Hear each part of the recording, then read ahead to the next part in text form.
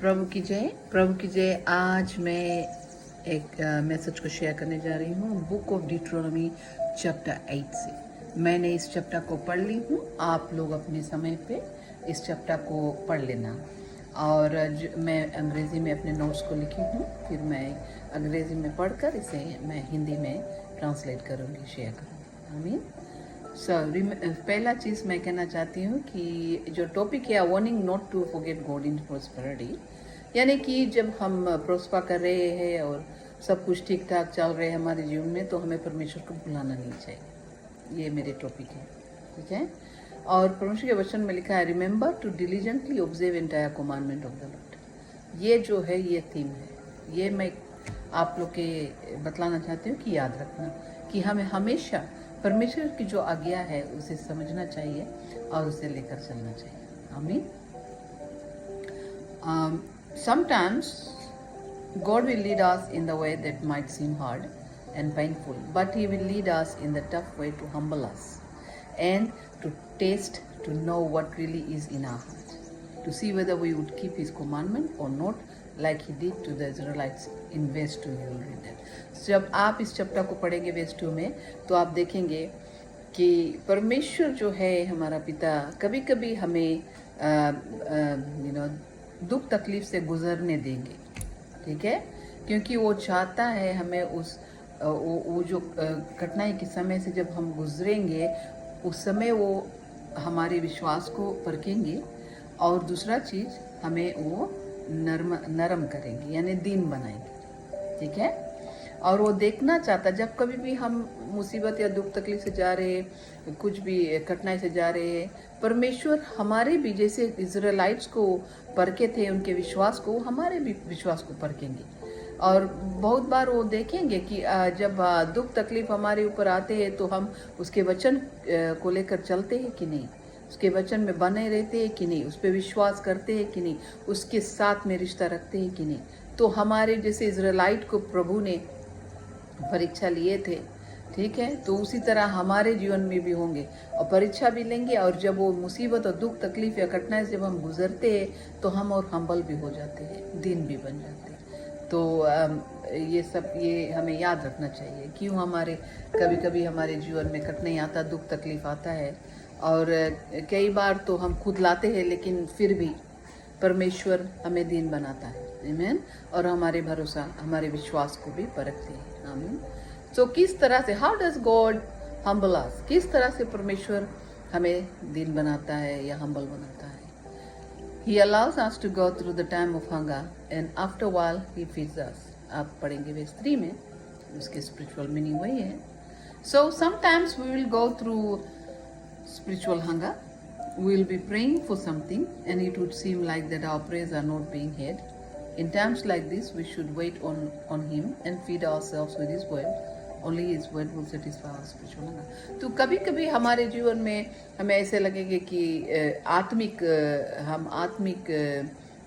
हमें आत्मिक भूख रही, ठीक है, और आत्मिक भूख से हमें परमेश्वर जाने देंगे कभी कभी, यानी कि इसके मतलब यही है कि हम लोग प्रार्थना करेंगे और परमेश्वर से हम लोग कुछ विनती करेंगे, मांगेंगे, और हमारे जीवन में कुछ मुसीबत है, दुख तकलीफ है, कठिनाई है, और हमें ऐसे लगेगा कि सब कुछ झूरा है, हम प्यासा है, हम भूखे हैं आत्मिक रूप में, और कुछ नहीं हो रहा है, कोई आंसर हमारे प्रार्थना के जवाब नहीं आ रहे हैं, और कुछ परमेश्वर के कार्य कुछ आत्मा मूव नहीं हो रहे हैं, कोई मुसीबत है, दुख तकलीफ है, कठिनाई हट नहीं रहे हैं, कोई बॉन्डेज है, बैरियर है, टूट नहीं रहे, ठीक। तो ऐसे ये एक स्पिरिचुअल भूख की तरह है, जो हमें लगेगा कि हम भूखे, लेकिन हमारे पेट नहीं भर रहे, आत्मा से हमें कुछ मिल नहीं रहे, आत्मा हमारे जीवन में आत्मिक रूप में कुछ हो नहीं रहे, आमीन।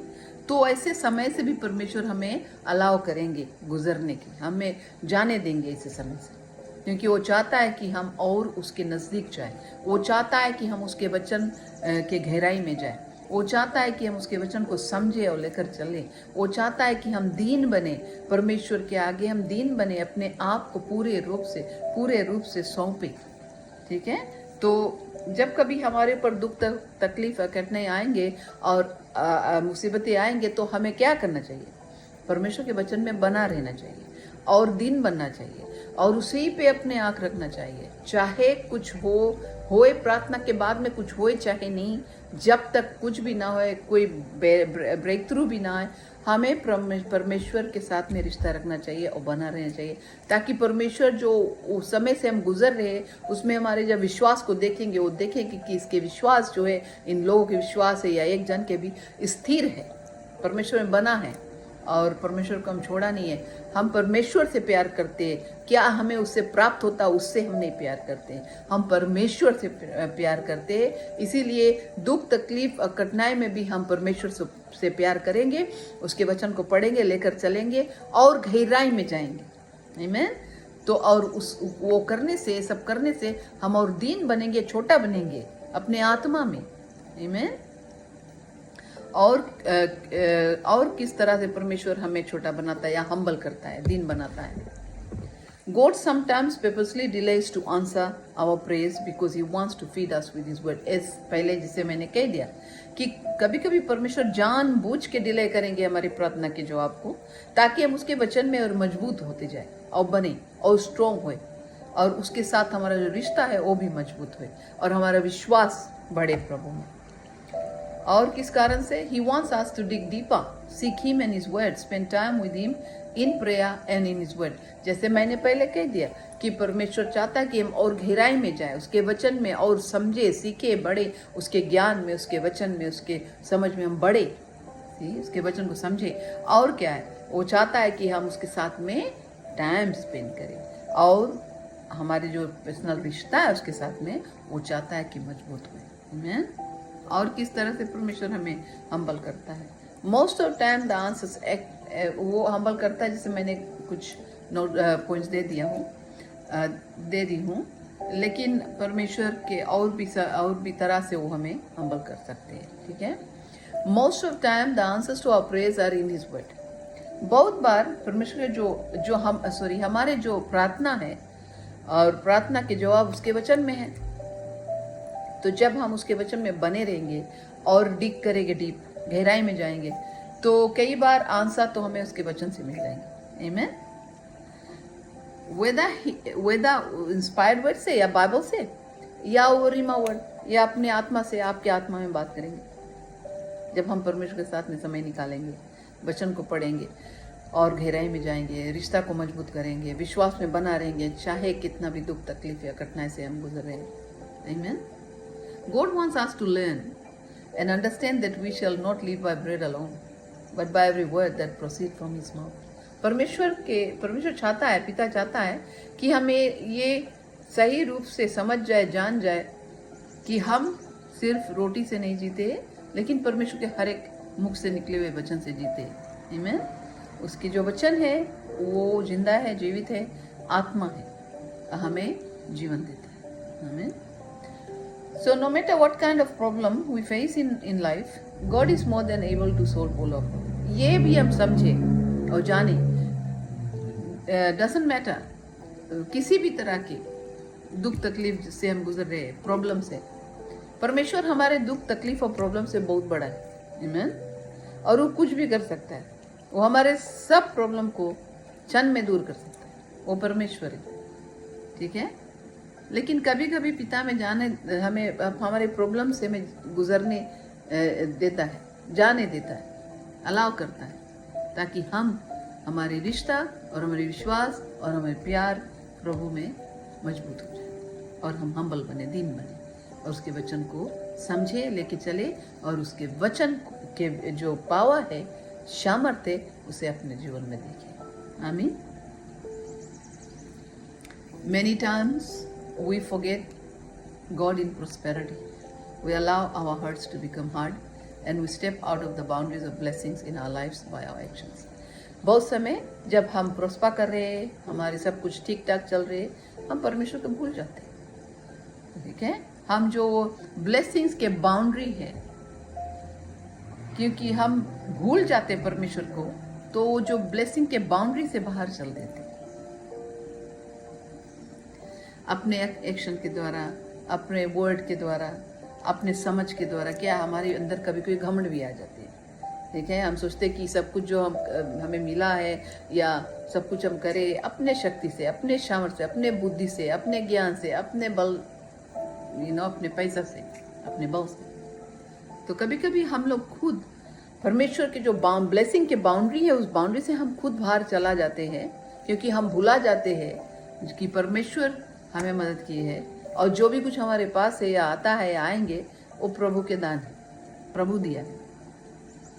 तो इसीलिए कभी कभी हमें कठिनाई से गुजरना पड़ता है, क्योंकि हम जब सुख में थे और सब कुछ परमेश्वर हमारे पूरे किए थे, हम कभी कभी प्रभु को भूल जाते हैं। पिता नहीं चाहता कि उनके बेटे या बेटी पिता को भूले। आमीन। God uses the consequences of our actions to humble us and to help us to understand that we should obey and serve God at all times. So परमेश्वर हमारा पिता जो है, वो जो हमारा जो सिचुएशन है, जो हम कुछ करें, एक्शन के जो कॉन्सिक्वेंसेस है, जो कुछ बोते हैं वही खाएंगे, जिसे हम कहते हैं, वो जो एक्शन के जो कॉन्सिक्वेंसेस है, जो बोए वो खाए, उसके द्वारा परमेश्वर कभी कभी हम लोग को दीन बनाएंगे और छोटा करेंगे, और ऐसे जो कॉन्सिक्वेंसेस है आने देंगे, अलाउ करेंगे, ताकि हम परमेश्वर में बना रहे और हम्बल हुए और सही रास्ता को अपनाएं।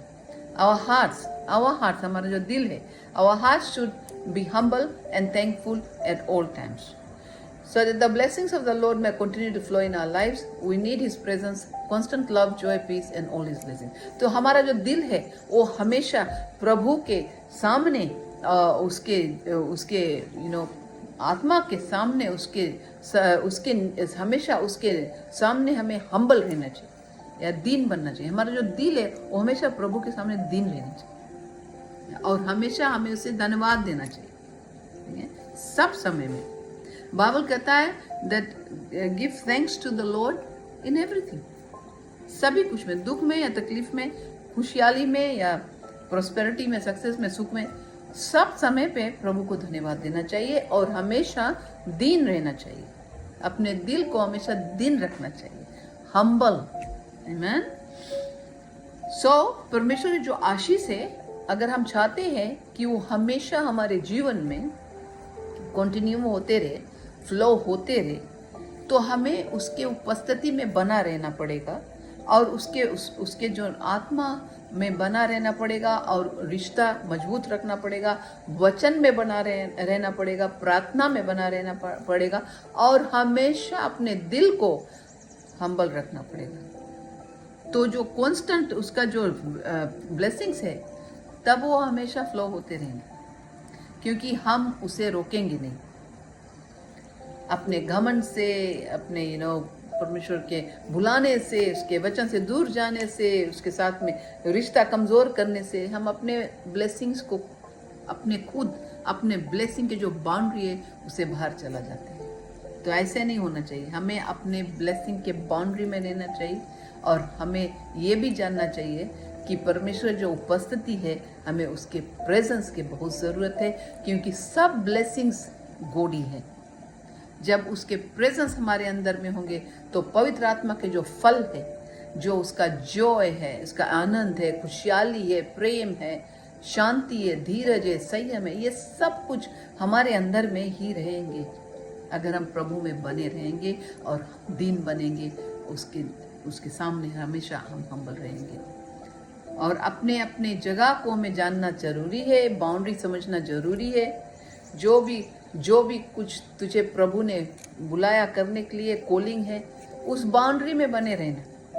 अपने हद से ज़्यादा मत करना, अपने बाउंड्री से बाहर नहीं जाना। एक तो है कि वो मिनिस्ट्री के विषय में मैंने थोड़ा बहुत अभी शेयर कर दी हूँ, लेकिन ये पर्सनल जो है, हमें हम्बल बनना चाहिए।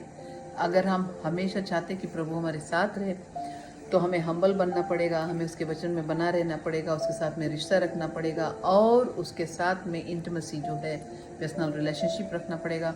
और क्या करना पड़ेगा, जो भी कोई अच्छा, आप तो कुछ उसमें भी हम शेयर करना चाहता हूँ कि आप लोगों से मिनिस्ट्री के विषय में जो भी कुछ आपके कॉलिंग है, जहाँ भी प्रभु आपको रखे, जो भी कुछ आपके वरदान दिए, गिफ्ट्स दिए, उसे काम में लाना।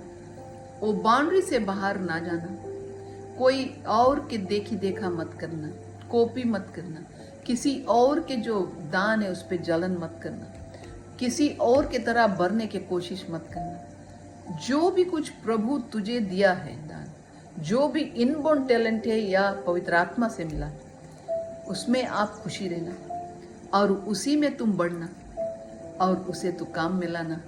और जब दान परमेश्वर देता है उस बाउंड्री में रहना चाहिए, उस दान के बाउंड्री में रहना चाहिए और उस दान को यूज करना चाहिए। वो आपके लिए नहीं है, हमारे लिए नहीं है, वो एक दूसरे के लिए है, वो मसीह लोग के लिए है, वो चर्च के लिए है, अविश्वासी के लिए है। और उनके दान, जो विश्वासी लोग के दान हमारे लिए है, एक दूसरे के लिए है। तो याद रखना, जो भी कुछ बुलावा है आपके जीवन में, कॉलिंग है, उसमें भी प्लीज हम्बल रहना और विद इन बाउंड्री रहना, अपने वो बाउंड्री के अंदर रहना, कभी भी उससे बाहर मत जाना। आमीन।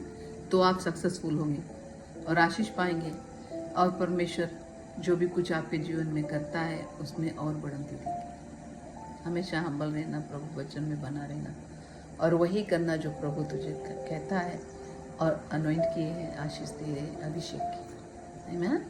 और उसी तरह परमेश्वर के वचन में बने रहना ताकि आप परमेश्वर में बढ़ते रहेंगे और हम्बल रहना ताकि परमेश्वर हमें उठा सके हमेशा। आमीन। और परमेश्वर के साथ में इंटीमेट रिश्ता रखें। सो मैं आशा करती हूँ कि ये वचन आप सभी को आशीष दिया है और आशीष और भी देंगे। आप बढ़ते रहे, प्रभु में बना रहे और दिन बने और परमेश्वर में अपने रिश्ता को मजबूत रखें। प्रभु सभी को आशीष दे। God bless you all.